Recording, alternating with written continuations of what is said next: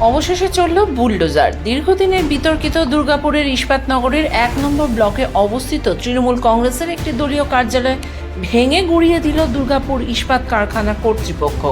শনিবার সকাল থেকে দুর্গাপুর ইস্পাত কারখানার জমি দখলমুক্ত করার বিশেষ অভিযান শুরু হয়। সেই অভিযানে বুলডোজার চালিয়ে শনিবার সকালে প্রশাসনিক আধিকারিক, পুলিশ বাহিনী এবং দুর্গাপুর ইস্পাত কারখানার প্রতিনিধিদের উপস্থিতিতে শুরু হয় উচ্ছেদ অভিযান।